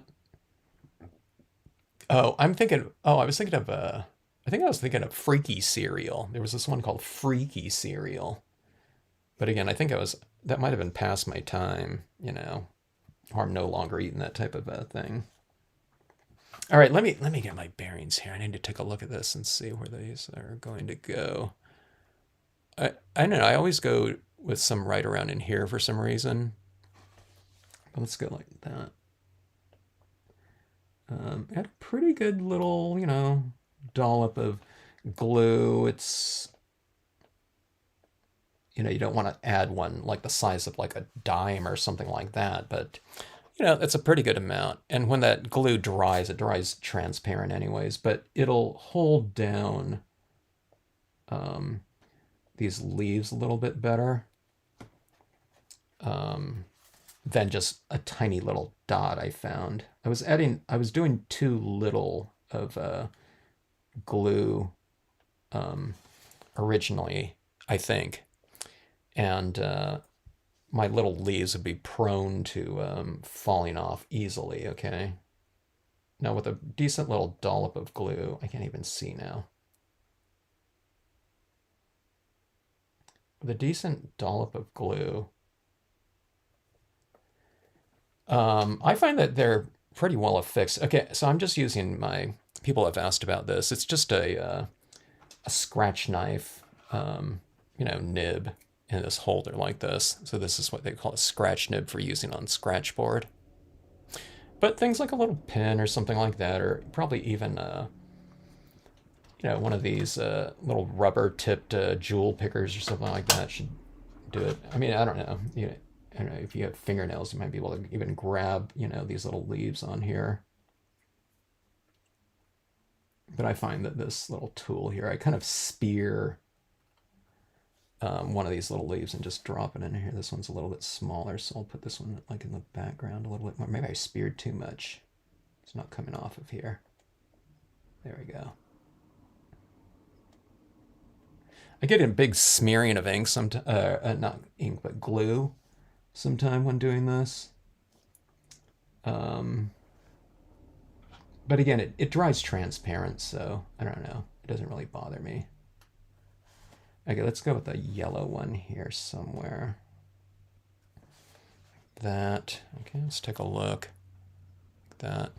I think I am trying to go with the leaves kind of a little bit more positioned kind of horizontally than upright. I think that looks better when we look at it like this. If there's any difference, some of them are, a lot more uniform. But if it is a little bit of a longer leaf, I'll go lengthwise facing, horizontal.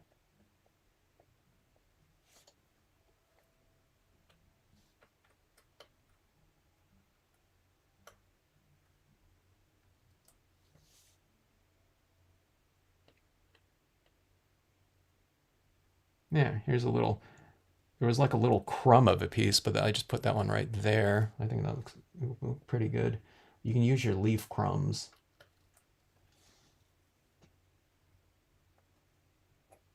And this glue starts to dry pretty fast, so I don't know, kind of apply as many dots of it as you can, as fast as you can work.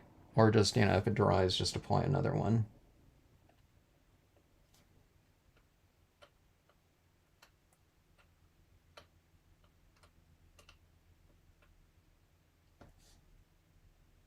Oh, where'd that one go?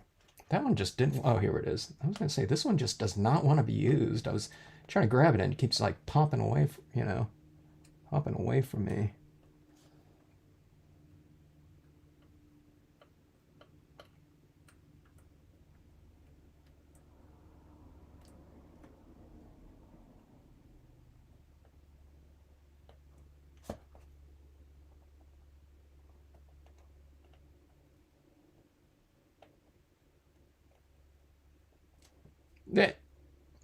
All right, wait, what is happening here? There we go.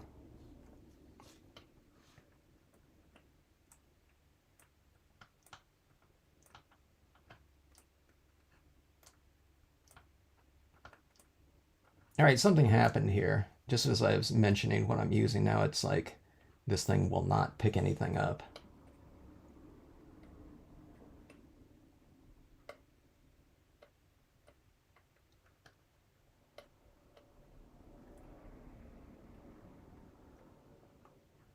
This tip is rebelling or something. Here we go. And one more. Let's see. Let's go with a red one.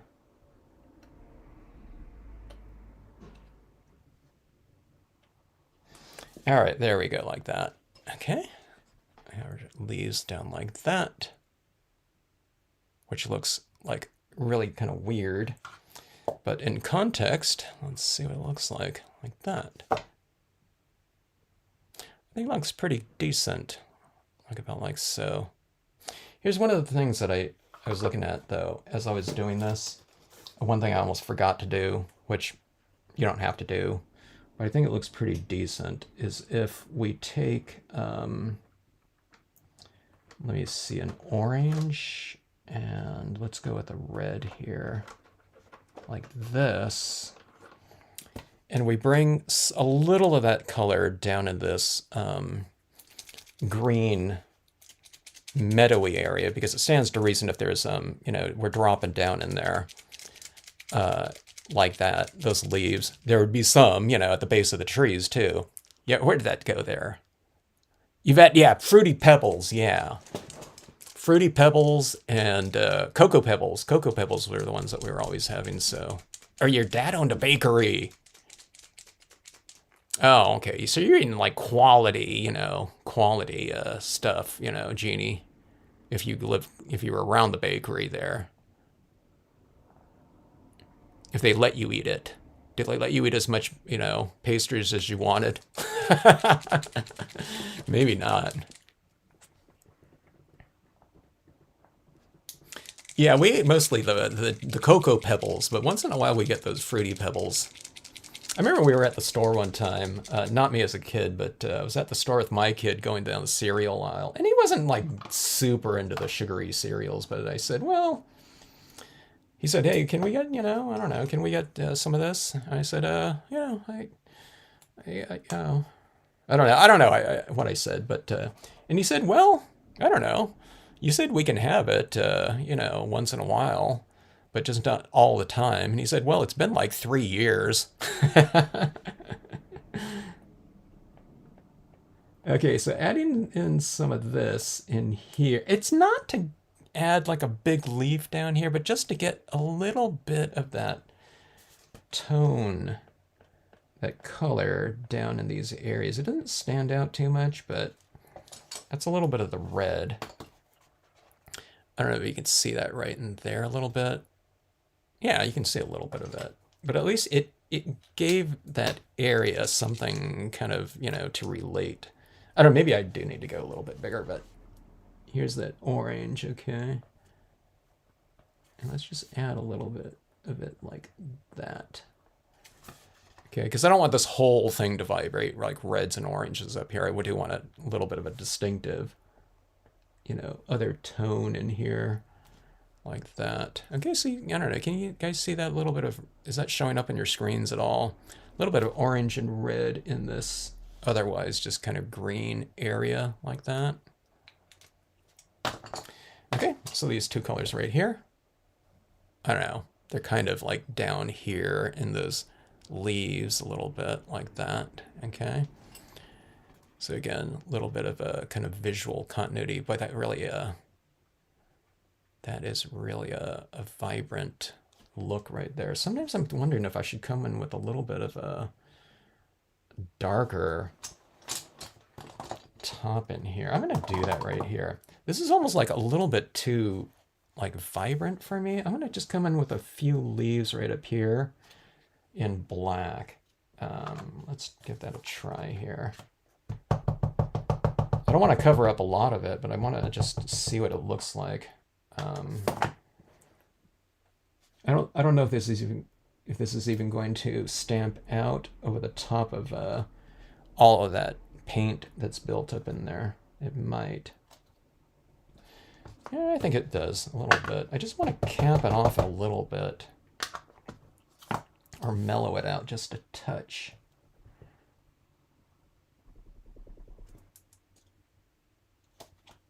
All right, yeah. It gives it a little bit more depth, I guess, too. Again, I'm just using like I don't know, like it's like a 1/4 inch, 1/8 of an inch of these overhanging limbs like that, okay? So it just looks like that right there. And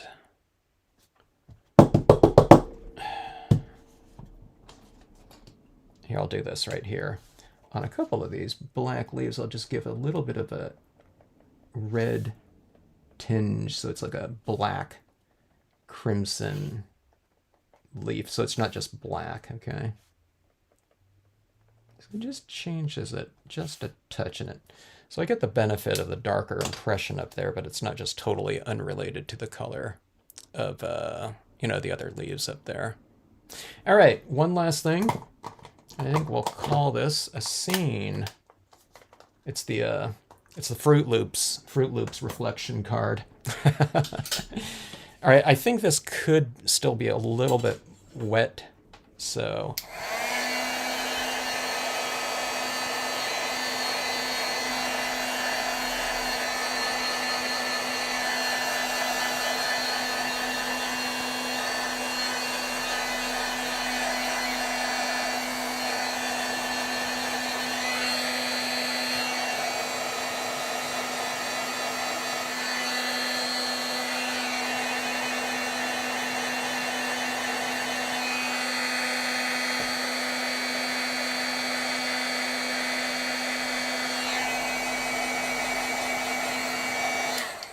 All right, I want to add a little bit more variation to that our whatever character in here. I don't, notice how I kept taking the heat off of it because I have, you know, this adhesion of the vellum on here. On the photo print, you don't want to keep your heat on one given area for too long, okay? No, have the converse. Oh, you want to, I'm referring to Bill. He says we weren't ignoring me. Ignore and converse. It's a nice lively chat. We want that.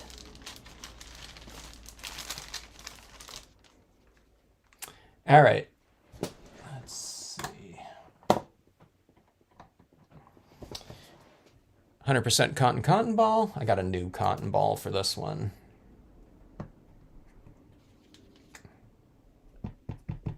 Fun little techniques right here with the vellum. You know, okay, so you notice how I had, you know, I was getting those smudges and stuff like that, both in color, the black, you know, and stuff like that, you know, when playing around with this early on.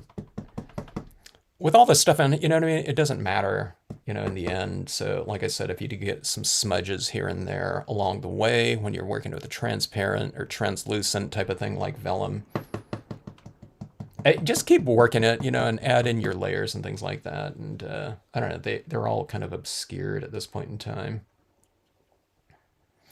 All right, I think that should do it right there.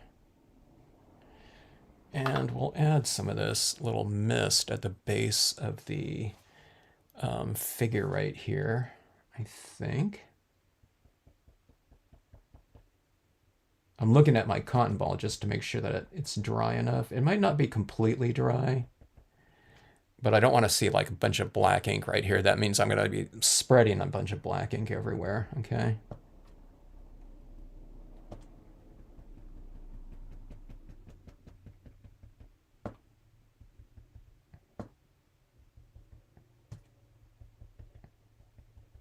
And see, I'm kind of working it from the inside out. That. Let's go up into the body a little bit more. And see, we have those clouds in the background. This is kind of like bringing in an essence of the cloud. It's like illuminated mist and moisture in the air. So you have that cloud in the background, and now you have this, you know, like cloud in the foreground, like, or in the whatever, in the midground. I guess this is the foreground down here. But see this right in here, this gets really busy with all those tree trunks in there, okay? So I'm going to, we're not decluttering it, but I'm just kind of pushing it back visually a little bit like this, okay?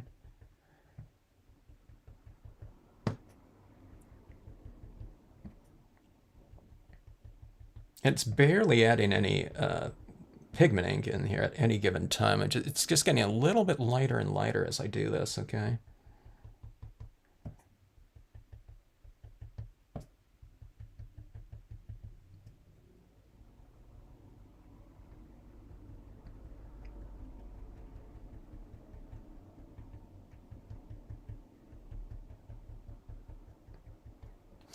All right, let's take a look here and see. I think that looks pretty good like that.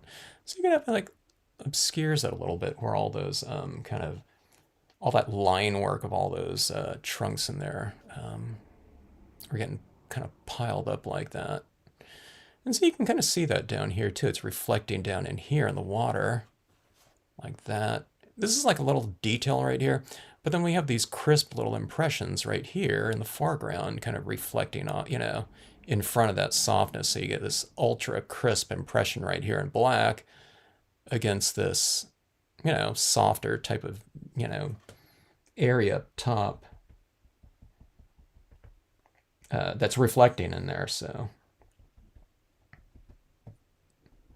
now I wasn't thinking about that when I was doing it, but that's just one of those little kind of benefits that, you know, just additional benefits in there. And now this, like this horseback rider doesn't look so kind of flat too. They're a little bit more three-dimensional, having some of this illumination around them, you know, like that. Let's see, let's add a little bit more over here. I tend to, I like that, how this is going.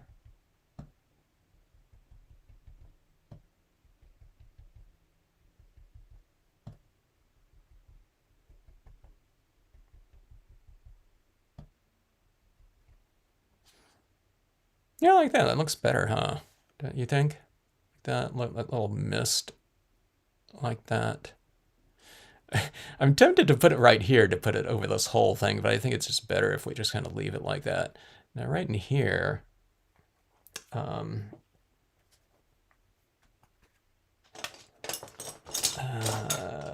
let's see. I'm going to create a little bit more separation right in here. So I'm going to go back in and kind of just darken that in a little bit right over the top of the brilliance. Like that.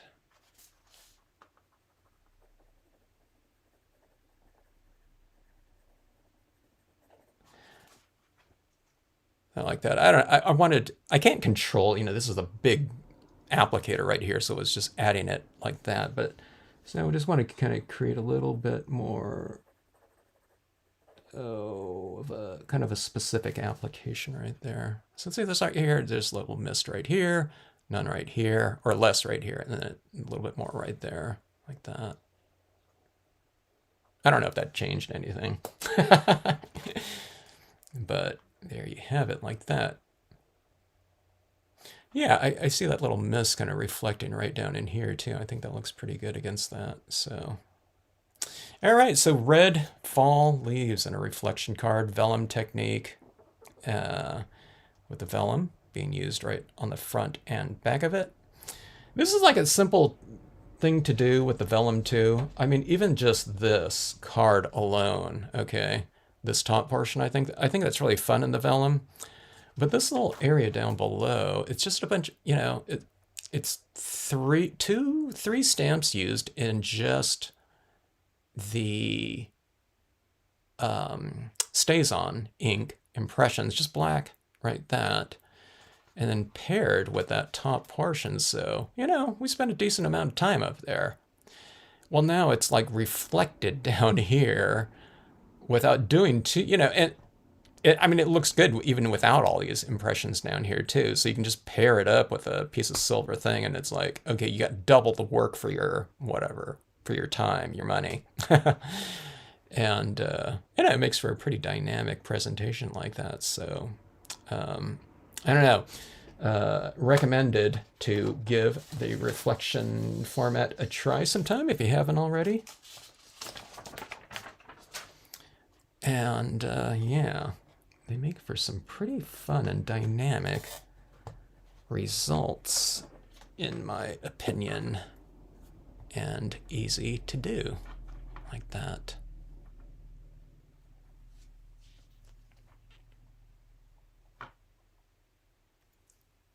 Go like that. 45 degree usually, like that. Let's see. 3 years, way more than once. Yeah, it's because we hadn't really thought about it, I guess. Or I don't know, maybe he hadn't been shopping with me. I'd go like when he was in school or something like that. I think we got it, and I don't know, maybe he tried like one bowl of it too, and he didn't even finish it off. I seem to recall it was like sitting around for a while. So even for like a kid, his memory of it was better than whatever the current reality of it, maybe, or something like that. I'm glad you like the card, Yvette. Punching out the leaves and washing the jewel picker. Yeah. I definitely do wash off my jewel picker. It's got all my like oils off my fingers on it and stuff like that. So one side of it isn't even working anymore. The smaller side of my jewel picker, because I've been too lazy to take the 5 seconds it would take to wash it off. Oh, those leaf punches. I did look at those leaf punches, and I like what I saw. There's the mapley looking leaf, but I like those more rounded ones. It looked like it was smaller. There's like two. We were talking about leaf punches, so you can punch out leaves out of any kind of color, whatever cardstock you have, or you can. even punch out, like if you have like certain, like I've looked for certain colors before just for something that I needed. I needed like, I was going to cut out like a pumpkin. So I just looked at a bunch of magazines and I found the color that I wanted and I created a little punch with that. So you can get old magazines or stuff like that and punch out different colors. You don't have to just like punch them out of your card stocks. You know, if there's better colors than like a magazine or something like that for those leaf punches. But I think I'll get that kind of the more, I know it's like an ovally looking leaf. I don't know what type of leaf it would be. You know, no, you know, the maples look good too, but I thought if I use those maples, they're a little bit too like full and rounded to be like in this area right here. So that's why I like those a little bit more of elongated ones for the reflection area, because we're looking at it at an angle like that, you know, a 45-degree angle or something. So, but yeah, like the black leaves on top. Yeah, it kind of it. The black leaves are down here in this area, and now I just have like a little bit of them up top like that. So it kind of, I don't know, it frames off the overall composition a little bit, you know, I think more between this top portion and the bottom portion like that. But also, I don't know, I think it looked fine without it, but I thought just that little bit of them up top like that, there was a little bit more containment up there. With that top portion. Now you don't have to put that, you know, like that, you know, that photograph back up in there. You know, with the use of vellums, you can have all kinds of different things.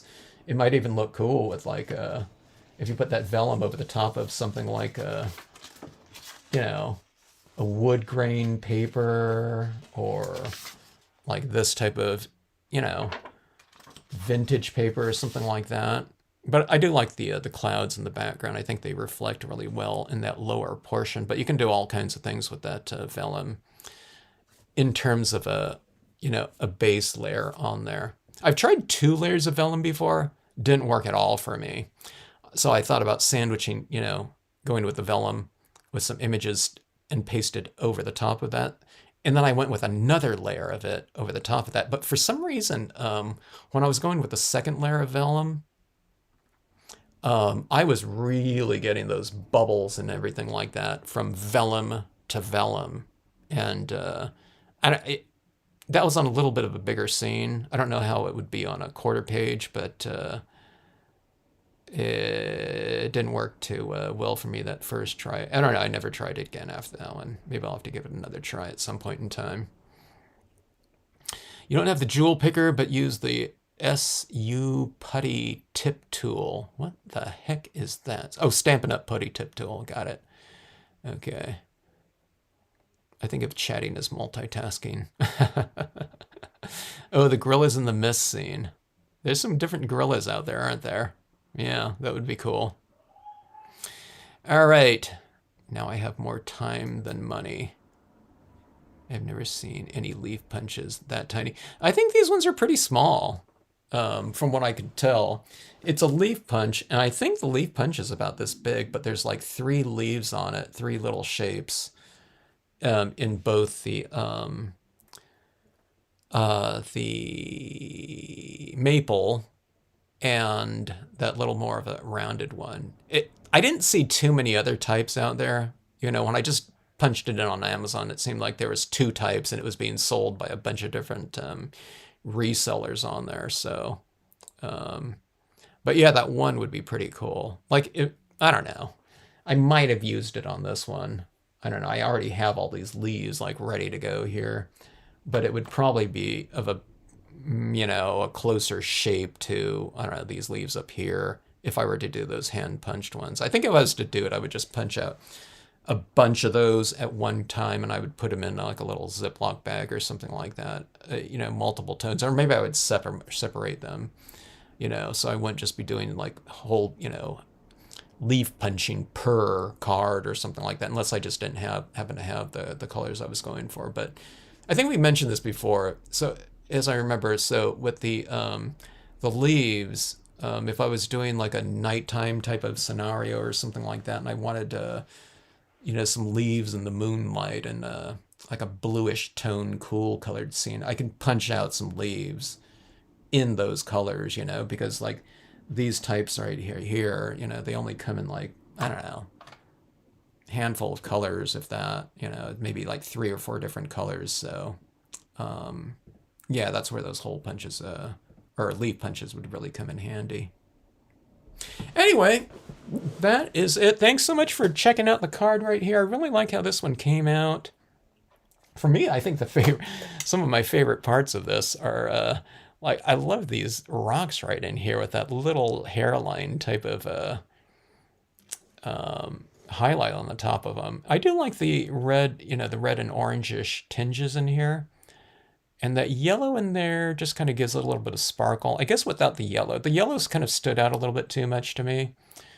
But when I think about it, without that yellow in there, that orange and red they almost just completely merge with each other where it doesn't look like there's very much of a kind of a sparkly tone to it. So I guess that yellow came in handy up there. But again, I really like using these leaves in here too. I think it gives it a little bit of extra dimension in this lower portion, kind of lending itself to more of that kind of that 3-dimensional diorama-ish look. And they're not so, or the hole punches wouldn't be so dimensional either, where, you know, if you were to mail this to someone, just, you know, mailing it like that. And I've mentioned this in other live streams before, but if you're going to mail it to someone with these leaves down here, what I would probably do is I'd probably put like a napkin or a paper towel in there and then close this off and then mail it that way. Maybe, you know, to someone else. And I think that would protect those leaves a little bit more because they are a little bit dimensional. They're curling up a little bit on some of them. So probably less chance of them kind of like just cracking or breaking in transit, especially if they're going through one of those postal sorters that's automatic and it's using those rollers on it. So I think that would, you know, take care of them just fine. All right, folks, go and eat your cereals. If you don't have them, go out and grab it now. You know, the Cocoa Pebbles and the Fruit Loops and Apple Jacks and all that, and treat yourself to something nice and super healthy like that.